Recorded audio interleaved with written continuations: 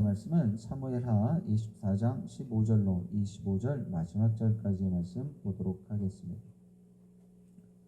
사무엘하 15절부터 25절 마지막 절까지의 말씀입니다. 제가 갖고 있는 성경 구약 506면입니다. 사무엘하 24장 15절로 25절 마지막 절까지의 말씀입니다. 우리 구주 예수 그리스도로부터 오는 은혜와 평강이 10월 마지막 날 새벽 아침을 깨우시는 귀한 새벽 용사들과 함께 하시길 주님의 이름으로 축복드립니다. 오늘 말씀의 제목은 속량하는 십자가를 믿는 믿음, 속량하는 십자가를 믿는 믿음이란 제목으로 하나님의 말씀 증거하도록 하겠습니다. 우리는 지금 사무엘하 24장 후반부를 보았습니다. 그런데 24장 전반부를 이해를 하고 또 알고 있어야 왜 하나님께서 지금 말씀 가운데 진노를 내리셨고 또 다윗은 마음을 돌이키는지 이해를 좀 하실 수 있을 것 같습니다. 지금 사무엘하 24장 전반부에는요, 다윗이 인구조사를 하게 되었습니다. 그런데 인구조사를 하게 된 이유가 있어요. 그가 그냥 가만히 있다가 내가 인구조사를 해야 되겠다, 때가 되었으니 해야 되겠다 라는 것이 아니라 하나님이 그를 격동시키셨다 말씀은 기록하고 있습니다. 이 격동이라는 말은요, 부추겼다라는 말로 이해하시면 됩니다. 하나님께서 정말 아무 일 없는 가운데에서도 다윗의 마음을 부추기셔서 인구조사를 하게 되었습니다. 그런데 그 이전에 하나님의 모습이, 하나님의 마음이 어떠한지를 먼저 또 보아야 됩니다.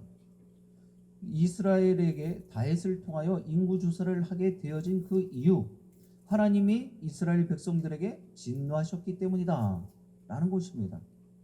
그런데 지금 성경상에는요, 왜 하나님께서 진노하셨는지에 대해서는 전혀 기록하고 있지 않습니다. 그렇기 때문에 왜 하나님께서 이스라엘 백성들에게 진노하셨는지를 우리는 알 수는 없습니다. 그러나 하나님께서는 그 모습 가운데 다윗을 부추기셔서 인구조사를 하게 하셨다는 사실입니다. 그런 가운데서 다윗이 인구조사를 한 뒤에 자신이 범한 죄를 깨닫게 되었습니다.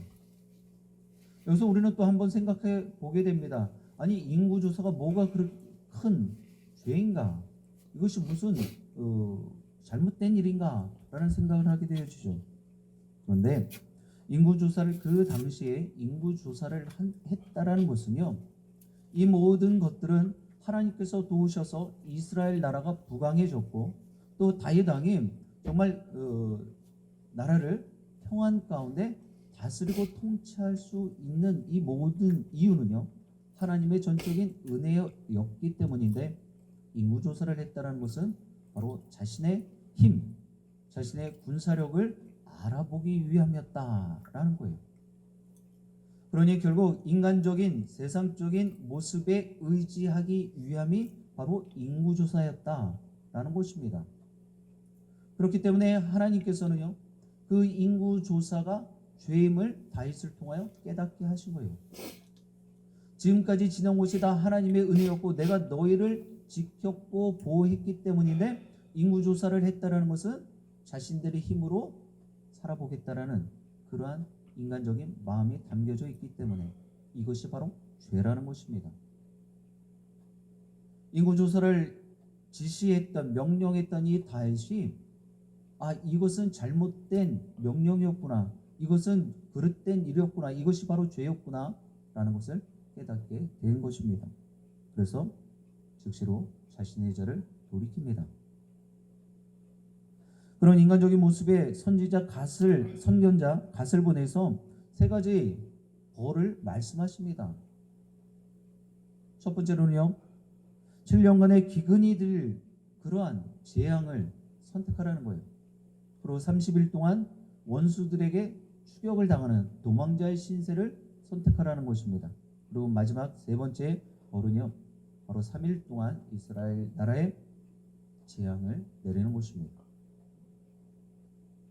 쉽게 말하면 하나님께서는요, 이스라엘 나라를 징벌하시기 위해서 그 진노하심이 극대화됐기 때문에 다윗에게 인구조사를 시켰고 또 그 뒤로 자신의 죄를 깨달아 마음을 돌이키길 원했지만 하나님께서는 이스라엘과 다윗을 심판하겠다 말씀하신 겁니다.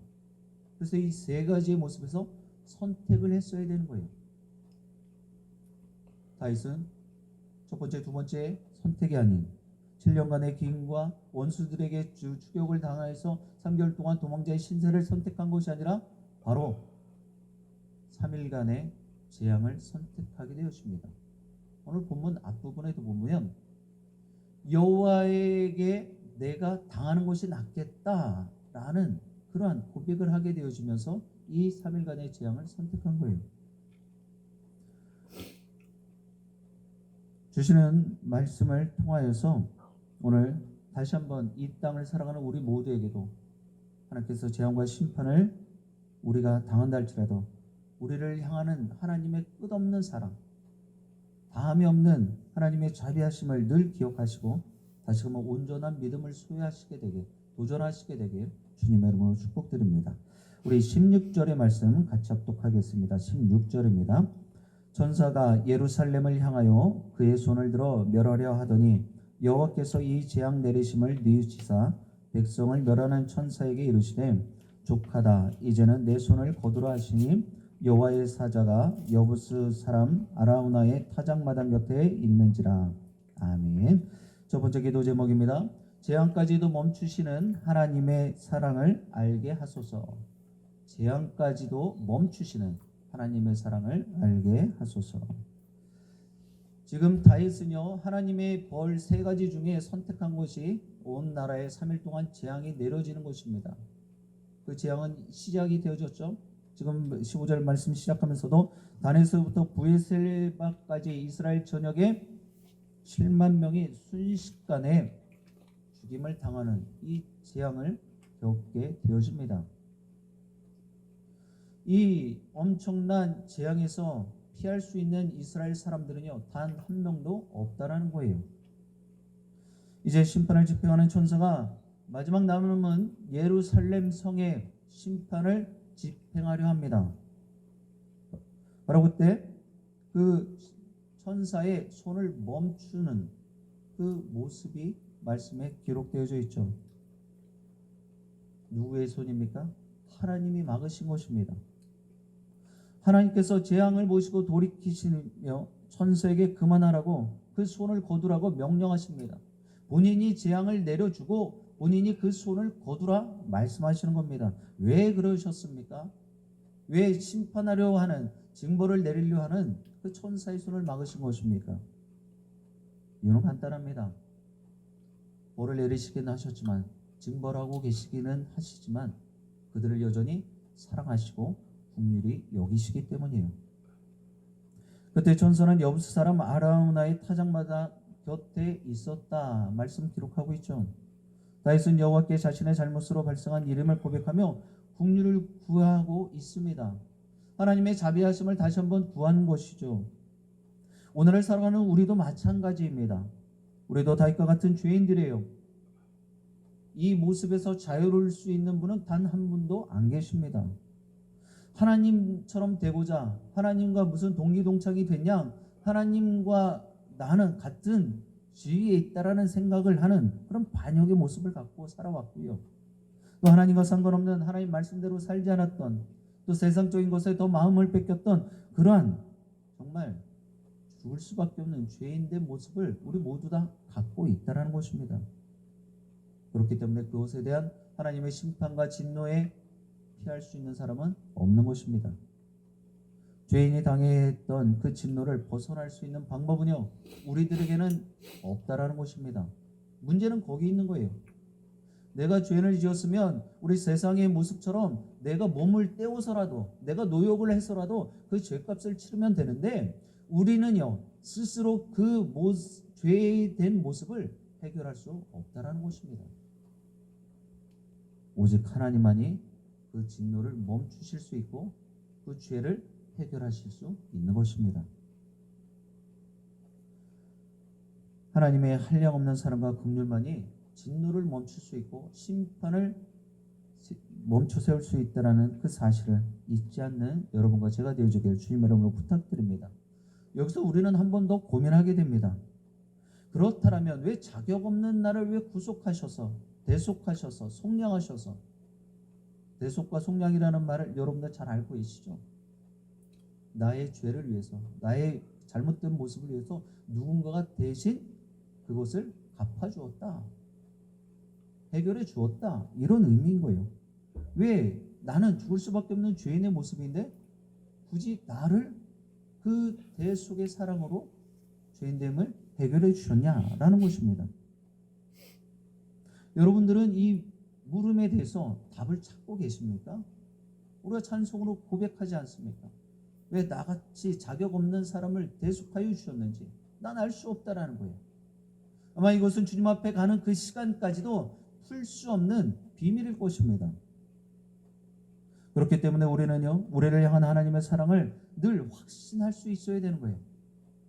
나처럼 자격 없는 죄인일지라도 살려주셨고 대속해 주셨다는 그 사실을 믿어 의심치 않아야 된다는 말입니다. 하나님은요, 우리를 국률의 하나님이신 것을 믿게 하신다라는 거예요.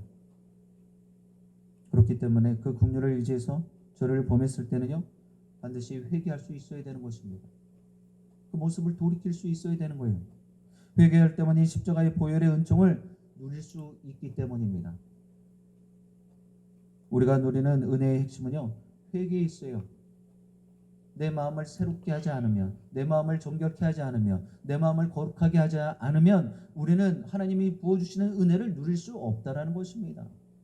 오늘 이 새벽에도 여러분들 빠짐없이 지난날의 잘못된 모습들, 죄인된 모습들을 하나님 앞에 고백하며 용서를 구하실 수 있길 바랍니다. 그래야 오늘의 족한 은혜를 마음껏 누릴 수 있는 것입니다. 사랑하는 영신의 새벽 용사 여러분, 마음을 돌이켜 회개할 기회를 주셨는데 회개하지 않는 것도 큰 죄이고 또 우리는 악한 일이다라는 것을 알아야 합니다. 이제 다시금 결단하시길 바랍니다. 하나님의 말씀에 철저히 순종하게 하며 다시는 죄를 짓지 않겠다고 말입니다. 오늘 이 새벽에 재앙 같은 모든 상황에서도 하나님의 자비하심과 긍휼하심을 믿음의 영혼으로 바라보시며 감사하시게 되길 주님의 이름으로 축복드립니다. 우리 21절 말씀 같이 합독하겠습니다. 21절입니다. 이르되 어찌하여 내 주 왕께서 종에게 임하시나이까 하니 다윗이 이르되 내게서 타작마당을 사서 여호와께 제단을 쌓아 백성에게 내리는 재앙을 그치게 하려 함이라 하는지라. 아멘. 두 번째 기도 제목입니다. 속량의 은혜를 깨닫게 하소서. 속량의 은혜를 깨닫게 하소서. 앞절에 말씀드렸던 것처럼 대속과 속량이라는 것은요, 누군가 나의 잘못된 모습을 해결해 준다라는 것으로 이해하시면 됩니다. 이 은혜를 우리는 날마다 깨달아야 돼요. 그리고 그것을 결코 잊어서는 안 되는 것입니다. 자, 그렇다면 제가 조금 전에 말씀드렸던 이 회개란 무엇을 의미하는 걸까요? 여러분들 다 생각은 하실 거예요. 아, 회개요. 나의 죄인된 모습을, 나의 잘못된 것을 하나님 앞에 고백하는 거예요. 그리고 용서를 받는 거예요. 그런데 이 회개 자체가 여러분들 죄를 사할 수 있다라고 생각하십니까? 용서함 받을 수 있다라고 생각하십니까? 표면상으로는 회개를 하면 죄를 사함 받고 용서를 받는다라고 우리는 생각할 수 있습니다. 제가 전제를 달았어요? 단서를 달았어요? 표면적으로는. 보여지기는 회개를 하면 용서함 받는 거예요. 그런데 실제적으로 회개 자체로는 용서함 받을 수 없다라는 것입니다. 그 회개를 통한 십자가의 보혈로 우리가 죄 사함을 받는 거예요. 오직 십자가의 보혈을 의지해서 하나님 앞에 내 죄인됨을, 내 잘못을 구해야만 회개를 통한 용서를 받을 수 있다는 것입니다. 하나님은요, 우리의 회개를 보시기보다는 우리가 의지하는 십자가의 보혈을 보고 계시다라는 거예요. 그래서 내가 뭔가를 해서가 아니라 하나님께서는 이미 죄사함을 준비해 놓고 계시다라는 것입니다. 그래서 그 십자가의 보혈을 붙잡고 그것에 내가 마음 가운데 받게 되어지면 죄사함 받는 거예요. 바로 이 속량종 죽음이 하나님의 해결책인 것입니다. 아라우나의 타작마당은요, 여호와께서 아브라함에게 이삭을 대신해서 순양을 준비하신 모리아 산이었어요. 그리고 역대하 3장 1절에 보면은요, 훗날 여호와 하나님께서 구원과 임재를 나타내신 솔로몬 성전이 세워진 곳입니다. 그리고 더 나아가서는요, 이 아라우나 타작마당이요, 예수 그리스도께서 온 인류를 대속하시기 위해, 속량하시기 위해 십자가에 친히 달려 죽으신 그 골고다 언덕이라는 거예요. 사랑하는 영신의 새벽 용사 여러분, 예수 그리스도의 속량의 은혜를 깨달은 사람은요, 항상 감사할 수 있는 사람이에요. 다윗이 그랬어요. 나는 죄인이었지만 하나님의 은혜로 나는 죄사함 받았습니다. 죄 용서 받았습니다. 그래서 나는 늘 주님과 동행함이 기쁨이 되어지고 감사가 되어집니다. 라고 찬송했다라는 것입니다. 이러한 감사는요, 자신의 처지나 상황과 상관없이 나타나게 되어지는 것입니다. 가난과 고난이 닥쳐온다 할지라도 결코 이런 은혜를 깨달은 사람은요, 감사 찬송할 수 있는 사람입니다. 모든 일에 자족하고 만족하며 하나님의 섭리를 의지하며 살아계신 하나님을 찬양하는 것입니다. 세상 부귀영화가 이들에게는요, 아무런 의미가 없는 거예요. 왜 그렇습니까? 이미 가장 귀한 하늘의 영광을 경험했기 때문이에요. 그러니 세상 부귀영화, 명예가 하나 보잘것없이 여겨진다는 것입니다. 큰 위기와 환난에 맞닥뜨렸을지라도, 눈앞이 캄캄하다 할지라도 절대로 앞날을 걱정하며 염려하지 않는다는 거예요. 나의 갈 길을 오직 그가 아시기 때문입니다. 내가 하나님의 말씀을 단단히 붙잡고 있고 십자가를 의지하고 있다면 하나님께서는 그 길을 어둠의 길에서 광명한 길로 옮겨주시기 때문입니다. 전능하신 창조주 하나님을 신뢰하는 여러분과 제가 되어지길 주님의 이름으로 축복드립니다. 그래서 오히려 어떤 상황 형편에서도 여러분들 감사하시게 되길 주님의 이름으로 부탁드립니다. 하나님의 베푸시는 은혜에 늘 감사하시고 예배하는 여러분과 제가 되어지길 주님의 이름으로 축복드립니다. 우리 23절 마지막으로 같이 합독하겠습니다. 23절입니다. 왕이여, 아라우나가 이것을 다 왕께 드리나이다 하고 또 왕께 아뢰되 왕의 하나님 여호와께서 왕을 기쁘게 받으시기를 원하나이다. 아멘. 세 번째 기도 제목입니다. 오직 믿음으로 살게 하소서. 오직 믿음으로 살게 하소서. 예수 그리스도께서 우리를 위해 십자가에 죽으신 것이 곧바로 우리의 죽음이 되는 것이 아닙니다. 우리의 죄가 곧장 해결된다는 말도 아니에요. 우리의 죽음이 곧 예수 그리스도의 죽음이라고는 이야기는 하고 있지만 다윗과 같이 자신의 값을 지불하려고 우리는 몸을 쓰면 안 되는 것입니다. 다윗의 죄의식에 다윗의 값을 지불해야 되는 것입니다. 그런데 예수 그리스도의 죽음이 어떻게 나의 죽음이 될 수 있겠습니까? 2000년 전의 죽음이에요. 오늘 살아가는 우리들에게, 각인들에게 어떻게 그 예수 그리스도의 죽음이 나의 죽음이 될 수 있는 것입니까? 또 어떻게 그 십자가의 죽음에 우리가 동참할 수 있는 것입니까? 바로 믿음인 것입니다. 행위가 아니라 내가 무엇을 해서 그 십자가에 동참하는 것이 아니라 내가 그 십자가의 사랑을 믿는 것이고 대속해 주신 그 사랑을 확신하는 것입니다. 그것 때문에 내가 죄인 된 자리에서 하나님의 의롭다 칭함받는 그 자리로 옮겨진 것입니다. 하나님의 천국 백성으로 살아가는 것입니다. 이것이 바로 은혜예요. 이 믿음을 대충 생각하거나 여러분들 가볍게 생각하지 않게 되어지길 주님의 이름으로 간절히 부탁드립니다. 믿음은요, 내 인생 전체를 걸고 완전히 신뢰하는 거예요. 내 삶을 다 드려도 아깝지 않은 것이 순전한 믿음인 것입니다. 오직 예수 그리스도의 십자가의 보혈로 하나님의 진노에서 벗어나 영광스러운 구원을 믿는 것이기 때문이에요. 여러분들은 믿음을 어떻게 지금 소유하고 계십니까? 죽을 수밖에 없는 죄인에서 십자가의 사랑으로 나를 대속해 주셨고 그 큰 사랑을 믿는 것입니다. 그리고 장차 먼 날, 아니 머지않은 날 우리는 저천국에서 영원한 생명을 살 것을 믿는 것입니다. 자신의 믿음이 온전한 믿음인지 그렇기 때문에 우리는 항상 늘 깨어 점검해보고 돌아볼 수 있어야 됩니다. 사랑하는 영신의 새벽 용사 여러분, 하나님께서 이번 10월 한 달도 주의 은혜 가운데 지키시고 보호하여 주셨습니다. 여러분들 스스로 평가하시고 되돌아보실 때는 하나님이 나를 얼마큼 도우셨을까? 라는 그런 의구심도 들 수 있겠지만 여전히 하나님은 여러분 한 분 한 분을 사랑하고 계셨고 눈동자처럼 지켜보아여 주셨습니다. 여러분이 잠을 드셨을지라도 하나님은 졸지도 주무시지도 않으시고 여러분들을 지켜내셨단 말입니다. 그것을 믿는 것이 믿음인 줄 믿습니다. 우리가 감당할 수 없는 엄청난 하나님의 진노에 비하면 우리가 그것을 바라보게 되어지고 겪게 되어진다면 여러분들 그것을 한번 해보라고, 한번 하나님 나타내 보시라고 그런 안일한 그런 모습으로 나의 믿음과 나의 생명을 시험하지 않게 되길 바랍니다. 오직 믿음을 구하십시오. 오직 하나님께서 베풀어 주시는 은혜를 사모하십시오.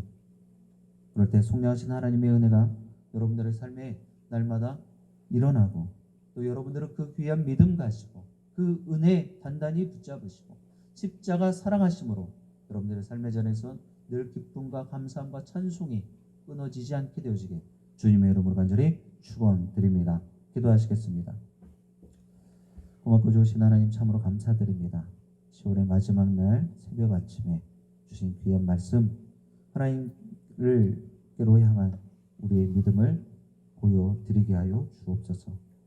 그저 우리가 하나님 앞에 내어놓을 수 있는 것은 우리의 배움과 우리의 능력과 우리의 물질이 아니라 하나님을 향한 진실된 믿음인 줄 믿습니다. 속량하신 그 은혜를 향한 또 그 십자가를 믿는 그 믿음이 변치 않게 하시고 또 퇴색되지 않게 하여 주옵소서. 어떤 상황 형편에서도 재앙을 멈추시는 하나님의 사랑을 늘 기억하게 하시고 속량의 은혜를 날마다 깨닫게 하여 주시며 하나님의 사랑으로 오직 믿음으로만 살게 하여 주옵소서. 이제 다시금 또 귀하고 복된 11월 달을 저희들에게 허락하여 주실 줄 믿습니다. 하나님 기대와 소망이 있게 하여 주시고 사방에 우겨쌈을 당한 그러한 어려움의 모습이다 할지라도 하나님의 은혜를 늘 구하고 믿음으로 감사할 수 있게 하여 주옵소서.